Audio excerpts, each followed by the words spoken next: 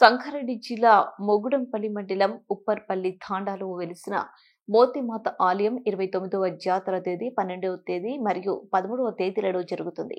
జాతర ఏర్పాట్లను ఆలయ కమిటీ సభ్యులు శేషు సింగ్ రాథోడ్, కిషన్ రావు పవార్, పవన్ రాథోడ్, తులసిరామ్ రాథోడ్, నారాయణ జాదవ్, దేవిదాస్ జాదవ్, శంకర్ పవార్, గోపాల్ భానుత్లు భక్తులు సౌకర్యార్థం అన్ని ఏర్పాట్లు చేస్తున్నారు. భక్తులకు ఇబ్బందులు రాకుండా అన్ని ఏర్పాట్లు చేస్తున్నారు. జాతరకు తెలంగాణ రాష్ట్రంతో పాటు కర్ణాటక, మహారాష్ట్ర, ఆంధ్రప్రదేశ్ రాష్ట్రాల నుండి సుమారు 3 లక్షల మంది భక్తులు పాల్గొంటున్నారు. నేడు అమ్మవారికి నైవేద్యం సమర్పించి భక్తులకు మొక్కులు తీర్చుకుంటారు.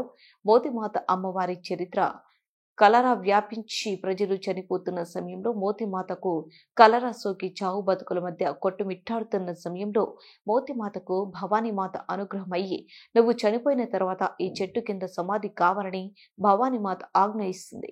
ఇట్టి ఆజ్ఞను ఇంట్లో ఉన్న సభ్యులకు తెలియజేస్తుంది.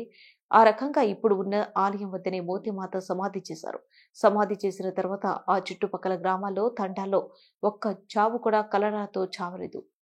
ఈ మహిమ మోతిమాత మహిమ అని గ్రహించి అక్కడి ప్రాంత ప్రజలు పూజలు చేసేవారు. తర్వాత జాతర చేయడం జరుగుతుంది.